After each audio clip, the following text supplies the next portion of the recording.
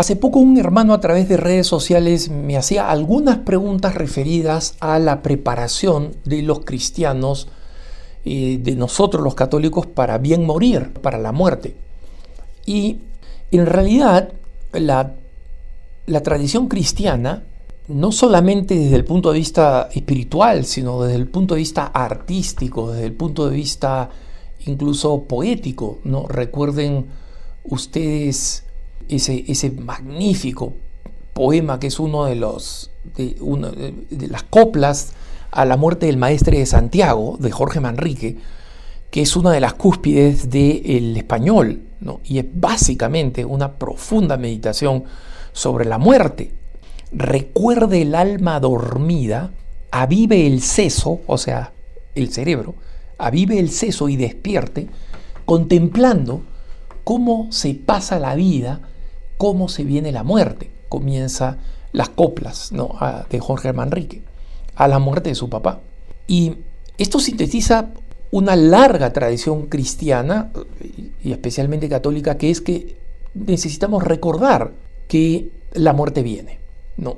Es más, algunas órdenes religiosas, cuando despiertan a los hermanos para maitines, para la oración de las madrugadas, como por ejemplo los cartujos o los camaldulenses, despiertan a los hermanos. El hermano portero, digamos, que tiene que ir a despertar a todos los hermanos de madrugada, les toca la puerta y les dice: despierta, hermano, que la muerte llega. Esa es la manera para hacerle recordar que hay que levantar para rezar en la madrugada, porque en la madrugada puede uno sentir frío, sueño. Este recordatorio es: mira, hay que estar preparados para la muerte. En consecuencia, cualquier sacrificio ahora es no solamente importante, sino bienvenido, ¿no? Entonces, al respecto de esa preparación para la muerte, de esta tradición, el hermano hace varias preguntas, especialmente sobre la devoción, una devoción que está siendo recuperada hoy en día y que espero que cada vez se vuelva más popular, porque tiene mucho valor y mucho efecto en un mundo tan frívolo, tan mundano, tan centrado en los placeres de esta tierra, que es la antigua tradición de lo que se llama el memento mori, que en latín significa el recuerdo de la muerte. Y como esta tradición está representada en varias pinturas de la tradición especialmente renacentista, que muestra a muchos santos, especialmente los grandes propositores del memento mori, los carmelitas, por ejemplo, Santa Teresa de Jesús o San Juan de la Cruz, meditando sobre la muerte con un cráneo, ¿no?, con un cráneo en su escritorio. Y muchos santos, hay santos jesuitas, hay santos dominicos, santos pasionistas, que están representados con este cráneo, que justamente tienen allí para hacerles recordar la muerte. Pero lo importante no es el cráneo, y esto lo digo porque este hermano tiene una serie de inquietudes que ahora respondo. Lo importante no es el cráneo, lo importante es el recuerdo de la muerte. Con un cuadro de una santa o de un santo que está reflexionando sobre la muerte, si eso nos ayuda a recordar la muerte, entonces es una buena práctica. El hermano está preocupado específicamente sobre el hecho de tener un cráneo, una calavera en el escritorio, ¿no? Entonces el hermano hace estas preguntas, dice: hasta donde tengo entendido, nuestra Santa Madre Iglesia enseña que debemos sepultar a nuestros muertos respetando la integridad de su cuerpo, y en consecuencia no nos podemos quedar con alguna parte de ellos y sepultar la otra parte. Esto es completamente cierto.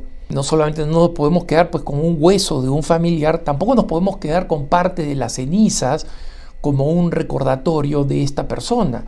Una práctica que no es cristiana, que la Iglesia sostiene que no es la forma católica de enterrar a los muertos, porque incluso en el caso de cremación, ¿no?, que es aceptado por la Iglesia, todos los restos tienen que recibir cristiana sepultura en un cementerio, todos juntos. No se reparten entre la familia, no se tiran por la ventana, no se echan a un río, al océano, ni a nada por el estilo. De esto ya he hablado. Ustedes pueden buscar, digamos, los temas de incineración o cremación o sepultura cristiana en la página preguntasdefe.com.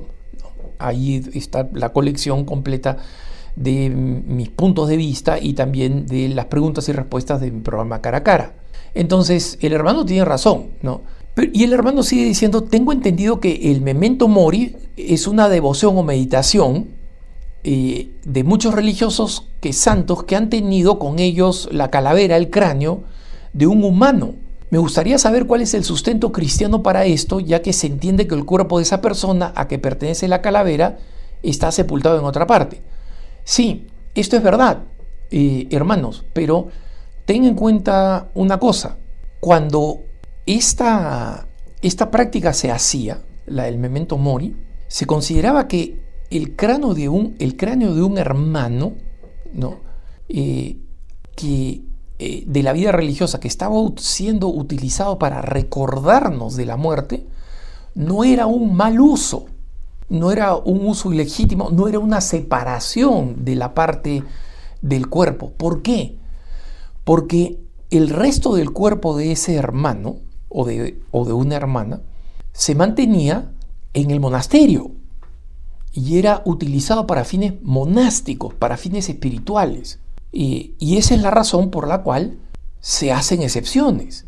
¿Por qué los santos están repartidos por todos lados? Tengan en cuenta ustedes la pobre Santa Rosa de Lima. Su cráneo está en el convento de Santo Domingo, en Lima, Perú. Varias otras partes como su omóplato, un fémur, si no me equivoco, huesos importantes, pero ni remotamente todo el resto de su cuerpo, están en el santuario de Santa Rosa de Lima, también en Lima, Perú. Pero luego, como patrona de América Latina y de las Filipinas, sus restos están repartidos por todos lados. O sea, hay un templo de Santa Rosa de Lima en muchos lugares, desde las Filipinas hasta diócesis que se llaman Santa Rosa, en Estados Unidos, en Colombia, Santa Rosa de Osos, ¿no? En distintas partes literalmente del mundo colonizado por España. Entonces, hay excepciones con estos santos. ¿Por qué? Porque la devoción, la dulía, ¿no? La devoción, no la adoración, la devoción a los santos es una práctica sagrada y en consecuencia acá no está siendo utilizados para efectos seculares de simplemente recordarlos, etcétera, sino para el culto acordado, ¿no? Y en consecuencia, en esa práctica antigua, donde se utilizaban los huesos de esa forma, específicamente el cráneo para recordar la muerte, era un uso que no estaba ofendiendo la dignidad de los restos y una vez más estaban dentro del monasterio. Esta mentalidad de que seguían en un lugar sagrado se puede ver en distintos lugares del mundo donde algunas capillas han sido de una forma que para la sensibilidad moderna puede ser un poco o bastante chocante, con huesos, especialmente cráneos, fémurs y huesos húmeros, ¿no? El hueso húmero es el que va, digamos, del hombro al codo, que son los huesos más largos, para crear verdaderas bóvedas. O sea, hay capillas en distintas partes del mundo, especialmente en la Europa antigua, que está conformada de esta manera. Y quienes quieren verlos en el Nuevo Mundo, basta con ir al convento de los San Francisco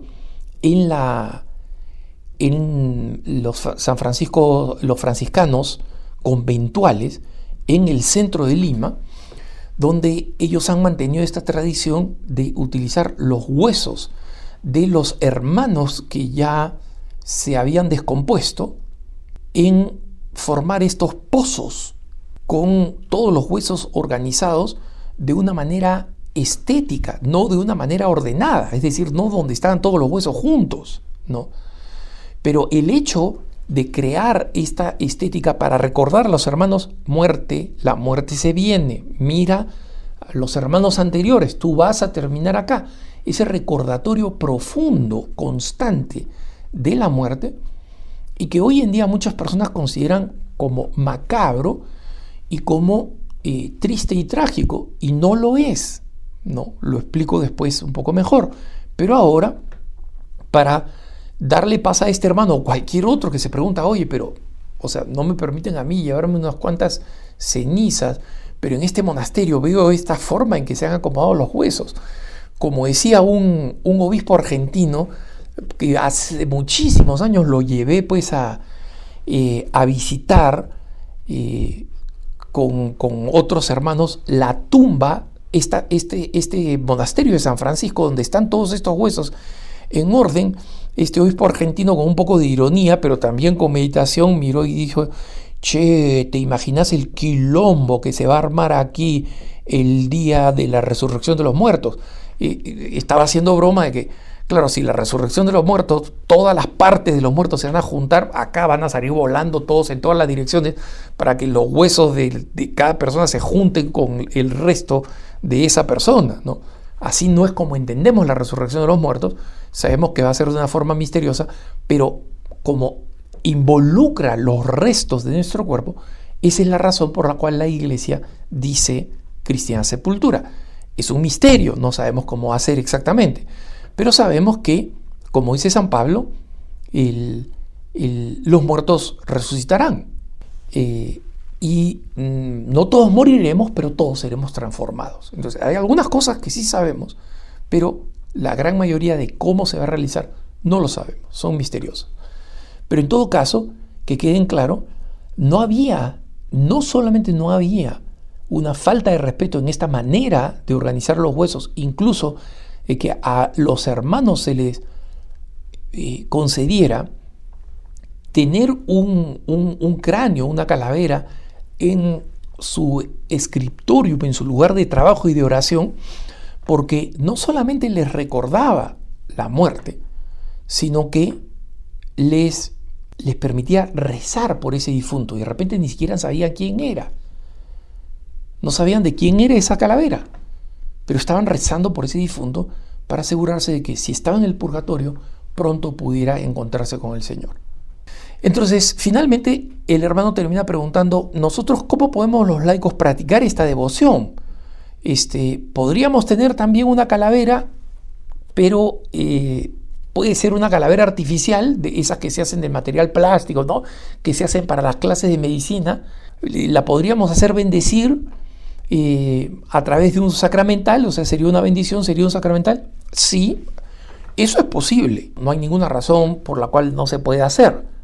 A mí particularmente, el memento mori no tendría mucho sentido, ni con una calavera de un ser que es una calavera real, por el problema que el hermano señala de separar, digamos, un resto de otro del resto del cuerpo, y mucho menos pues uno de plástico. Pero sí, uno de plástico puede ser utilizado, puede ser bendecido, y por si acaso, esta idea de una calavera artificial se está popularizando en Estados Unidos, ¿eh? No es un tema menor, y muchos católicos relativamente jóvenes están alentando esto del memento mori. Recuerda que vas a morir, ¿no? ¿Y para qué recuerda que vas a morir? Para tener la cara larga y decir, pucha, ¿para qué voy a celebrar? No, o sea, si me voy a morir. No. Al contrario, y ahí está la importancia de esta devoción, es que pone las cosas en perspectiva. Ninguna tragedia es una tragedia definitiva, porque va a venir el gran momento de nuestra transformación. Esa es la muerte, el momento de la transformación. No todos moriremos, pero todos seremos transformados, dice San Pablo. ¿Por qué? Porque algunos podemos estar caminando un día y venir el juicio final. Ahí no nos vamos a morir. Esos hermanos que van a estar caminando en ese momento van a pasar directamente al juicio, pero todos seremos transformados. Este mundo va a acabar. Eso es lo importante del memento mori. Es que este mundo va a acabar, pero no va a acabar algún día que nosotros no sabemos, allí al fondo, ¿no? En un juicio universal. Va a acabar para mí en el momento en que me muera, y eso es dentro de pocos años. Y es pocos años incluso para una persona joven, porque nuestra vida en la tierra es corta. Entonces, es para poner las cosas en perspectiva, para saber también que las grandes victorias están en perspectiva, no son la gran realización de mi vida, están prepararme para la muerte. Entonces, ahora disfruto de mis hijos, de mis nietos, de mis hermanos, de mis padres. Está muy bien, pero para que entiendas y aproveches mejor de una manera cristiana la belleza de esos momentos, ponlos en perspectiva. ¿Qué es más importante para cuando te vayas a morir? Lo que has acumulado en amor, en relaciones, en caridad, en obras de bien, como dice San Juan de la Cruz, al atardecer de nuestra vida seremos juzgados en el amor. No olvidemos que San Juan de la Cruz era un poeta místico. El atardecer de nuestra vida, lo que está diciendo es cuando te mueras. Entonces piensa en cuando te vas a morir, piensa en el atardecer de tu vida para que tu vida se organice de la mejor manera posible y para que vivas las bendiciones como auténticas bendiciones. Que tengas un buen día.